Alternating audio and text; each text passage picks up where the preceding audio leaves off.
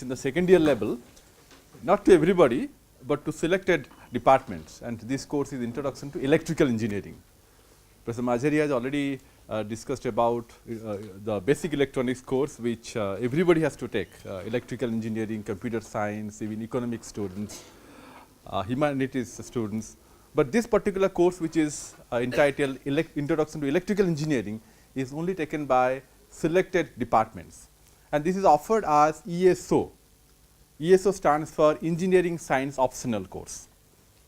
So, you know that electrical engineering and electronics are two different departments available in traditional engineering colleges, and in some of the colleges they say electrical and electronics and communication engineering.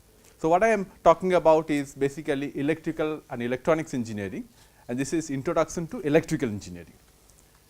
Now, you see, when we talk about this particular course, Introduction to Electrical Engineering deals with high power. It starts with the power generation, power transmission, power distribution, and power utilization. So, the concept is primarily based on AC circuits, because the power generation is primarily the AC generators, although one can have DC generator. The DC generators are almost obsolete. We have, of course, a few DC machines, but the power generation, power transmission, power distribution, and power utilization, this is the basic purview of the course. Okay. Now, see, power is indispensable, whether you talk about a mobile phone or a laptop computer or a photocopying machine, we have to use the power, and power actually is generated at a far away place by big generators, and then the power is generated by the thermal power station by burning coals or by burning natural gases. Nowadays, power is also generated using the renewable energies, which is the photovoltaic panels. The wind turbines, they also can generate power, but power which is generated cannot be utilized there itself, because right now in Kanpur, if you want to have a power generator, you have to see the availability of coal, availability of water. So, power is generated at a remote place, and it has to be transmitted over a long distance, maybe few hundreds of kilometers, before it is utilized somewhere else, and before it is utilized, it has to be distributed. So, the power is generated, then it is transmitted at high voltage, then again it is stepped down, and then it is distributed at low voltage, and finally, we use it in our houses at a very low voltage, maybe 230 volt single phase or 400 volt line to line. So, what this course actually deals with, the basics of electrical engineering, which will enable an engineer to familiarize with power generation, transmission, distribution, and utilization. Now, this course starts with an introduction to electrical circuits. Now, you know that when the electrical current flows, it has to obey some certain rules, actually certain theorems, Thevenin's theorem, Norton's theorem, superposition theorem, and so on. So, the student should be exposed to all these theorems, and we call those are network theorems. They are equally important in electrical engineering as well as electronics engineering. So, the theorems are present in all streams of electrical engineering. Now, we primarily focus on AC circuits, and when we talk about AC circuits, AC is alternating currents, and here the alternating current is at a certain frequency, and the frequency in our country is 50 hertz, elsewhere it may be at a different frequency, but the power is generated at a frequency close to 50 hertz. So, if we measure the frequency of the socket, that will be exactly 50 hertz, and the voltage is 230 volt RMS voltage. RMS means the root mean square voltage. The voltage is available as a sine wave. If you take the root mean square, it will be the peak value by root 2, that is 230 volt. Okay. Now, that is about the domestic application. In domestic application, we use single phase circuit, right, whether it is a projector or a laptop or a computer, you have to plug it to your single phase circuit. Now, in the industry, we need little higher power. When we talk about higher power, we need 3 phase circuits, right. The power in terms of kilowatt, right, hundreds of kilowatt, even megawatt. think about a steel industry. In steel industry, we have lot of motors of the range of megawatt. The megawatt is 10 to the power 6 watts. Okay. So, we have a large range of motors in industry varying from few kilowatts to megawatt range, and when we talk about high power, we need 3-phase circuits, right. So, now the electrical AC circuits is basically a single phase circuit, or it could be a 3-phase circuit. So, we expose the students to the concept of a single phase circuits and 3-phase circuits, and the power measurement in single phase circuits and power measurement in 3-phase circuits. Now, when we talk about AC, AC is alternating current. Now, when we do the operation in alternating current, we have to take the help of phasors. In phasors, we assume that frequency are all same, whether it is in Kanpur or in Lucknow, the frequency is 50 hertz. But when we have the same frequency, we can drop the frequency information. So, what we say that AC quantity can be represented by a magnitude and a phase angle, and that is called a phasor, right. So, we simplify all the equation in terms of phasor, and in phasors we represent an AC quantity by means of an amplitude and a phase angle.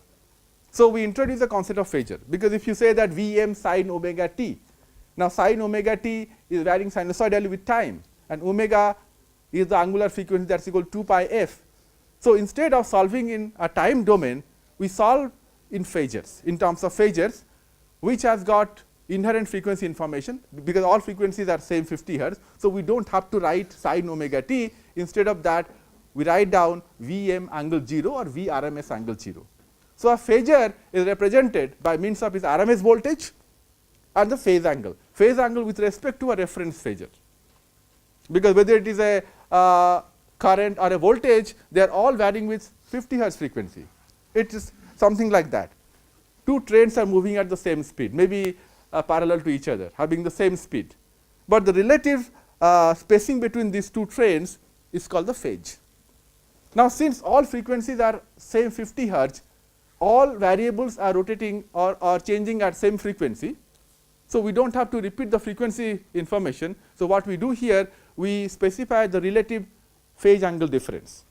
Okay. So, we take a reference phasor, and then we represent the other phasor in terms of the RMS voltage or RMS current and a phase angle. And the advantage of this is that seemingly complex equations, how do you find out the voltage occurs in inductor? We have 3 elements that we tell the students: a resistance, an inductance and capacitance. The resistance is a dissipative element, inductance and capacitance are storage elements, because they store the energy, they do not dissipate the energy, they store in some time, they return back the energy at some amount of after some time. So, this L and C are the storage element, the resistance is a dissipative element. But when we find out the voltage equation, the resistance drop is R into I, the inductance drop is L di by dt, and the capacitive drop is the integral of I dt 1 over C. Now, you know that if you want to write down equation in time domains, you have to do differentiation and integration. Okay? And this is valid as well as in the transient condition or in the steady state condition, because when I say that V is equal to R I plus L di by dt, this includes all possibilities. It is valid in the transient condition as well as in the steady state condition. But our excitation voltage is a sine wave. So, we talk about only the steady state operation, and this is called sinusoidal steady state. So, when we talk about the steady state operation, because transient is not that important from the perspective of power utilization, we only talk about the steady state behavior. In steady state, an inductive current lags behind the voltage by a certain angle, that is the power factor angle.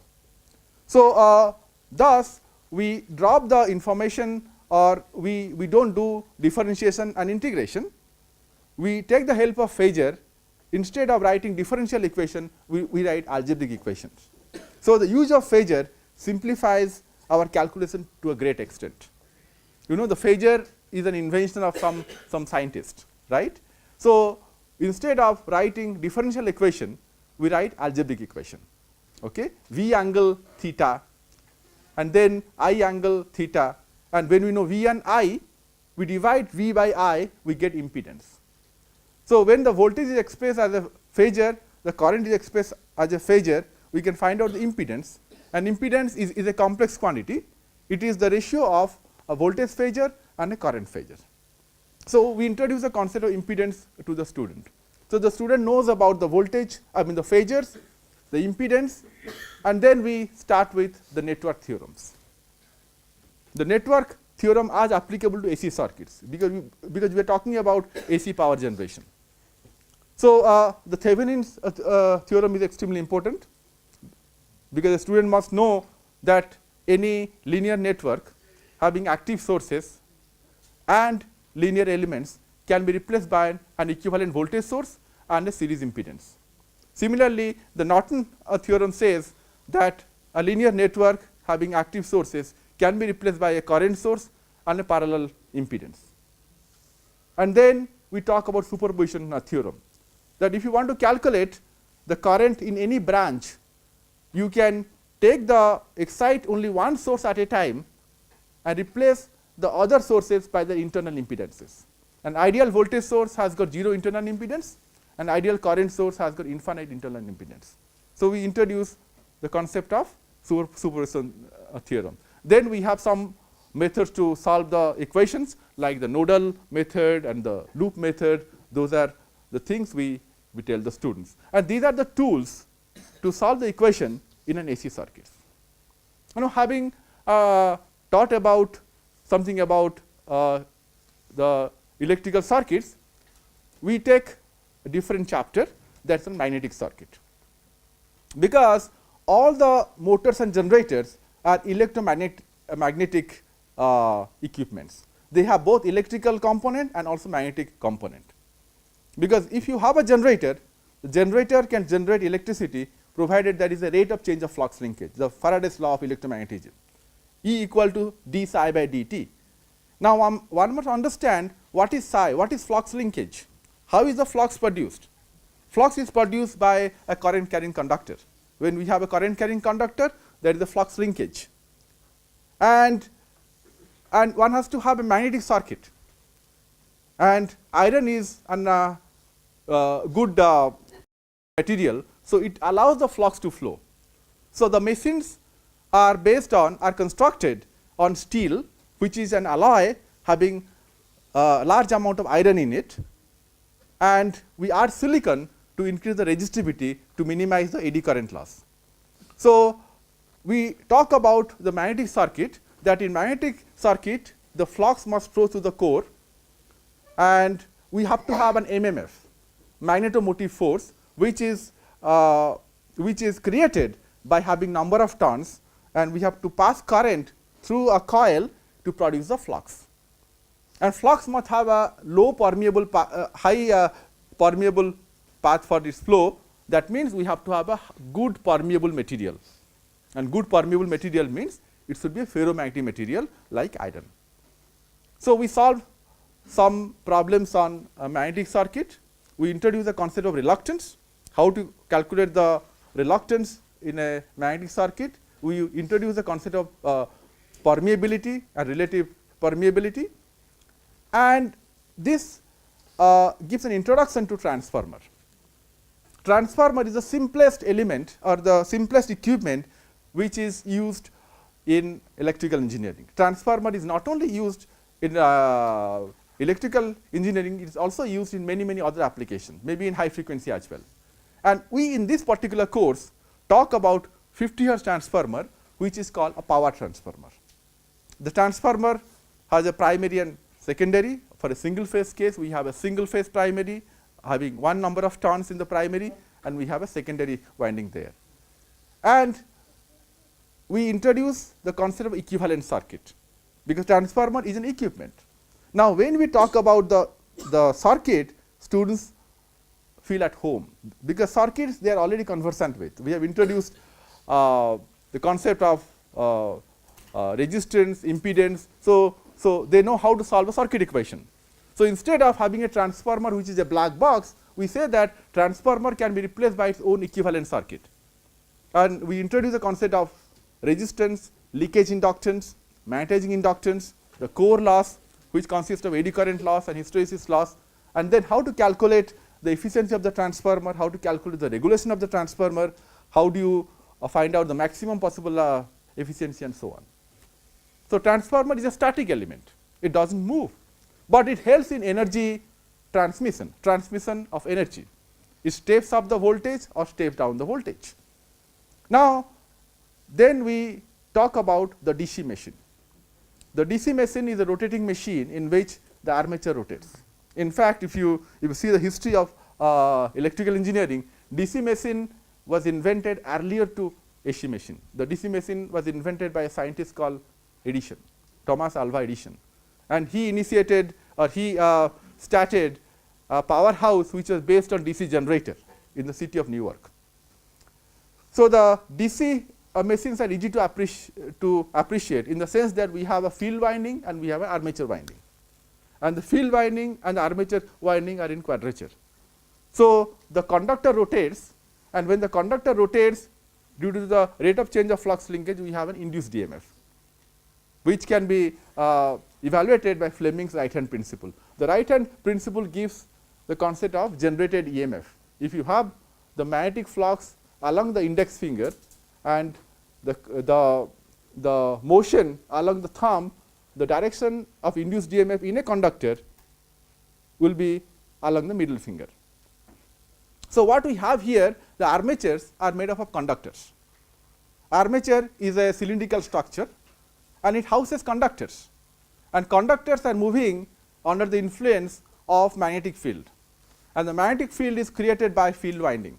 Field windings are electromagnets, they are excited by electrical winding, DC windings. So, when a conductor moves under the influence of magnetic field, it induces EMF. So, that EMF is converted to a DC EMF by means of Bronson commutators. So, the Bronson commutator transforms or converts the AC EMF into DC EMF. So, we have DC machines. So, a DC machine can operate as a DC generator, can also be operated as a DC motor, depending on whether you have the conversion from mechanical energy to electrical energy or conversion from electrical energy to mechanical energy. So, how to know that a machine is operating as a generator or a motor? If the DC machine current is coming out of the machine, it is a generator. If the current is going into the machine, it is a motor, because motor draws electrical power, generator supplies electrical power. So, this is the concept of DC machine. Then we introduce the concept of induction machine. Induction machines are called the workhorse of industry. They are having wide applications. In an industry, about 70% of the motors are induction motors. Now, you see that we have single phase induction motors here. Induction motors are very, very robust, but in induction motors we have to create what is called a rotating magnetic field. We have to have a field which is rotating, and the rotor is a short circuited conductor which tries to catch up with the rotating field. So, the AC is applied in the stator. The stator has got, let us say, 3-phase circuit. We have 3-phase stator. We discuss about a 3-phase induction motor. We have phase A, phase B and phase C. In 3 phases, the voltages are phase shifted by 120 and 240 respectively. We have 3 different phases, phase A, phase B, phase C, or phase R, phase Y and phase B, red, yellow and blue, right. And then when you apply a 3-phase voltage to the stator of the conductor of the induction motor, that is a rotating field. The rotating field is created in the stator, and the rotor is a short circuited conductor, consists of short circuited conductors, and there is no winding actually. They are basically short circuited conductors. They are sorted by 2 end rings. They are aluminum conductors and they are short circuited by 2 end rings. Current is free to flow there. So, when the rotor causes this flux linkage or the flux, that is a induced EMF, and the induced EMF circulates the current in the rotor. So, according to Lenz's law, the induced EMF should oppose the very cause to which it is due. The very cause is the rotating field. So, the rotor will try to catch up with the rotating field, but it will never be able to catch it up. So, there is a concept of slip there. So, in induction motor, the speed of the rotor is little less than the synchronous speed.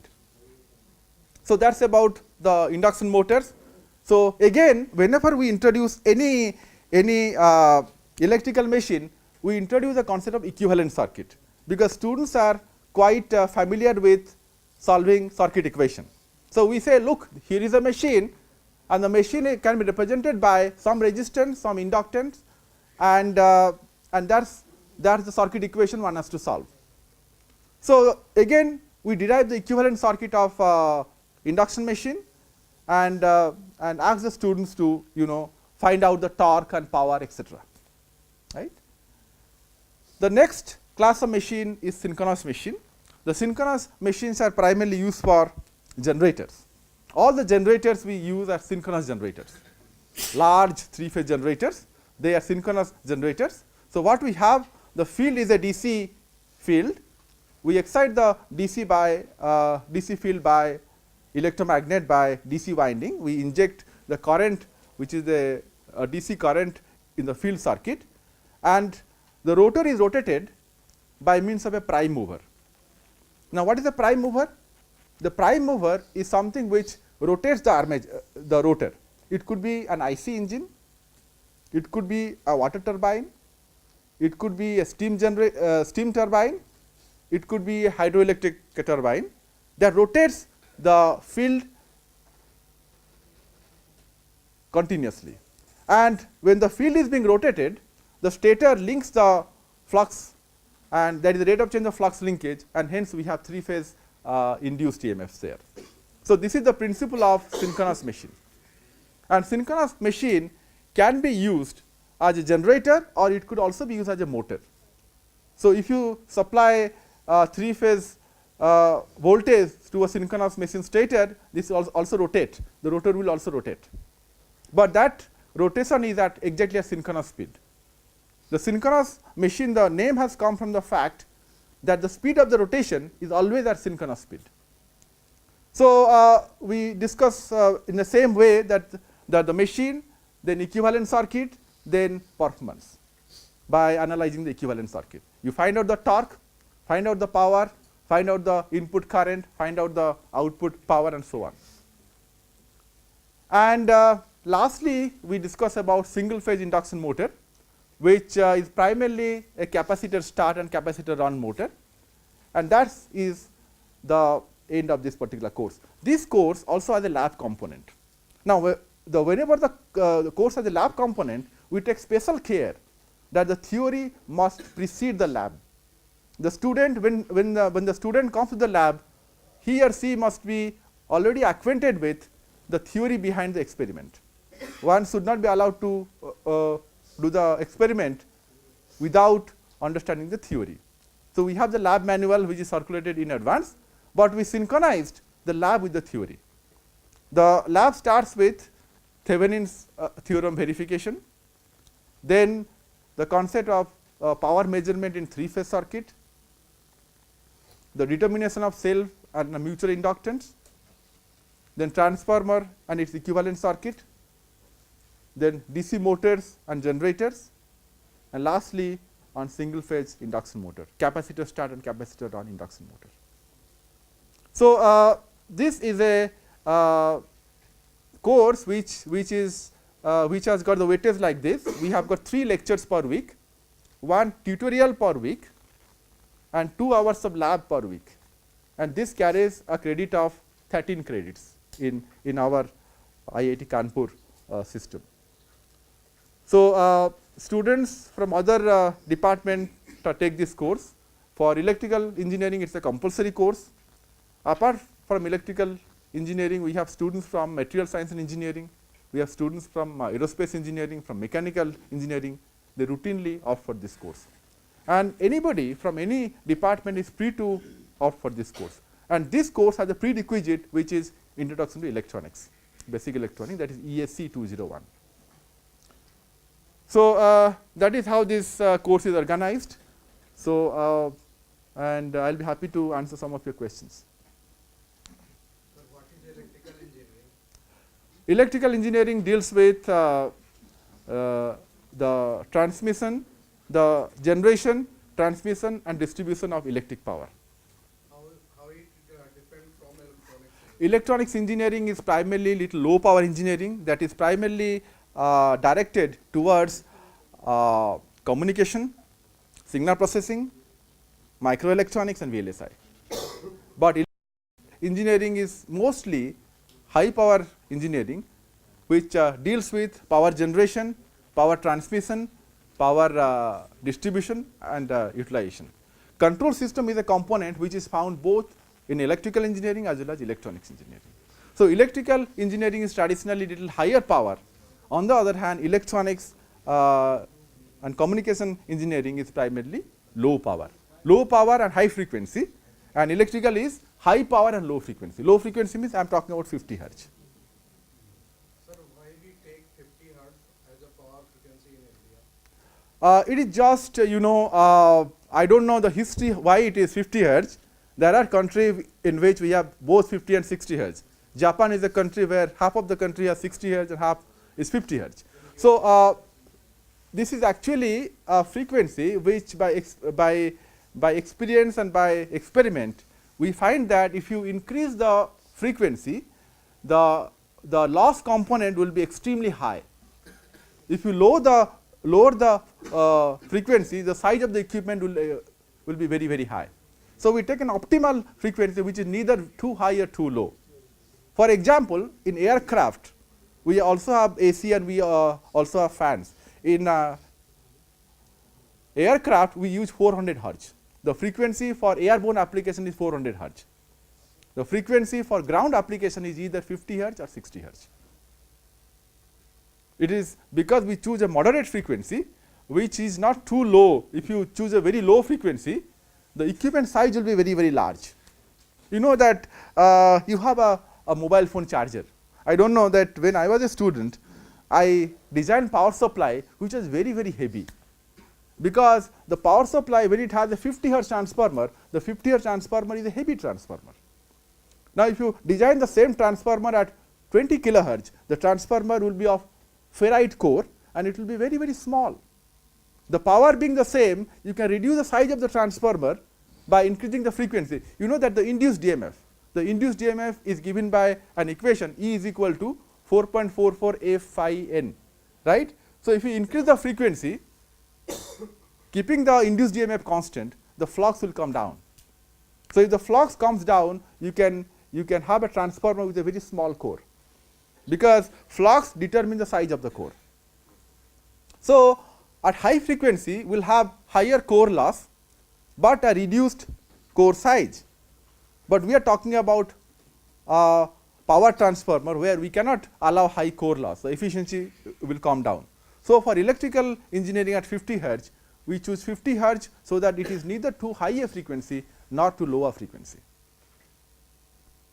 But exactly why it is 50 hertz, why not 49 hertz, why not 48 hertz, maybe you know that it is, I mean people say that a whole number is always good. You know that we as human beings like whole numbers, right. You know somebody 49 hertz is very difficult to remember, it's an odd number. Okay. So, one can argue why it is not 49 hertz, why 50 hertz. So, 50 hertz is neither very high a frequency nor too low a frequency. Sir, why we not prefer induction machine as a generator?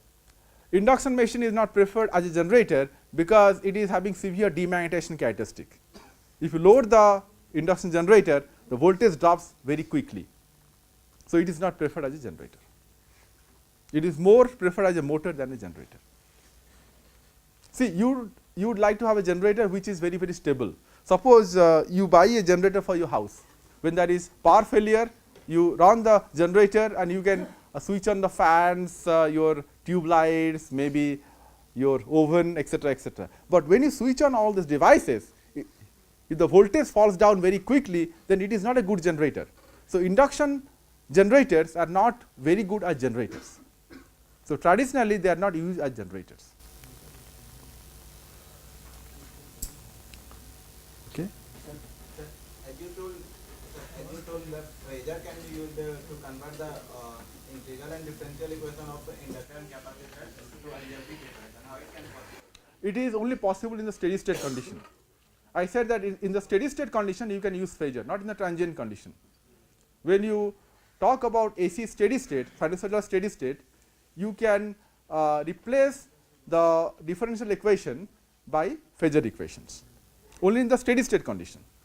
For that, you have to use the Laplace equation, Laplace transform. Whatever may be, in the steady state condition, see Laplace equation is valid for both steady state and transient condition, because S is not j omega, S is sigma plus j omega, right.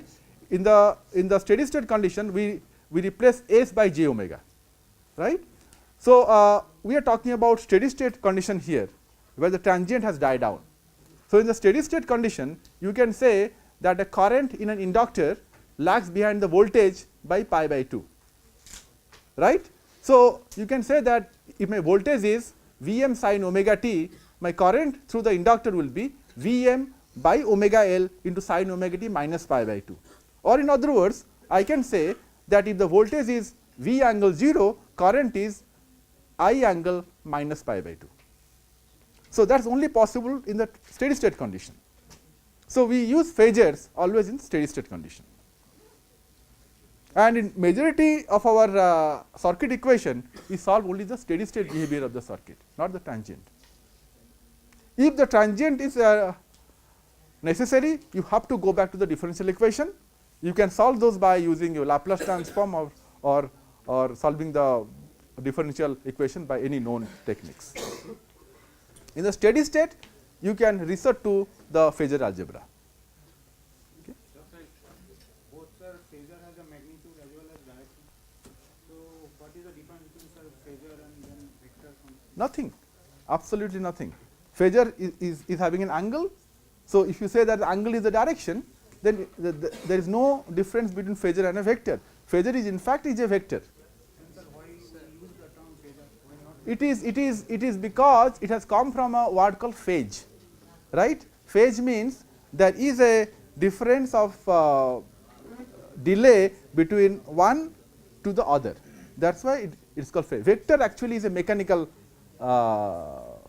word. Okay. Vector quantity, say force is a vector, but here everything is varying sinusoidally. So, as it is not a vector. If you say per se, it is not a vector that is having an magnitude and a direction. It is a hypothetical vector. Phasor is not a real vector. Phasor is a virtual vector, and hence it is called a phasor. Sir, why current lags in the inductor practically? Inductor has a property to oppose the flow of current. So, it delays the current. That is why the inductor, in an inductor, current lags behind the voltage. The resistor has got both in phase quantity, I and V are in phase. Sir, in the course introduction to electrical engineering, it really covered whole of electrical Right, right. network theory. Is that covered? It is not too much because, yeah, please. We don't give emphasis to everything at this, in detail, right. Suppose we talk about induction machine. We talk about the induction machine from the equivalent circuit point of view. We don't do it in detail. Working part, not the performance or the test. We don't do the performance in detail. There is an advanced course which is electrical machine a student can take in the third year or final year level. In that case, we talk about the machine in detail. Here we expose the students to a wide varieties of machine, DC machine, induction machine, synchronous machine and single phase induction machine. So, the student is exposed to all varieties of machine, but not in depth, not in great depth. Okay. Yes, please. Somebody was asking a question there. Yeah. My question was saying, sir, Yeah. Sometimes we are unable to complete the syllabus because syllabus is very huge and on which topic we have to emphasize, and that is difficult to analyze. See, this is a course which is taught to a large number of students, and typically the class strength is 150 to 200 students. Okay, involves electrical engineering, mechanical engineering, and this is actually taught in both the semesters. So, we offer this course in both the semesters. So, half the students come in one semester and half the students come in the other semester. Now, the purpose of this course is not to teach everything in depth.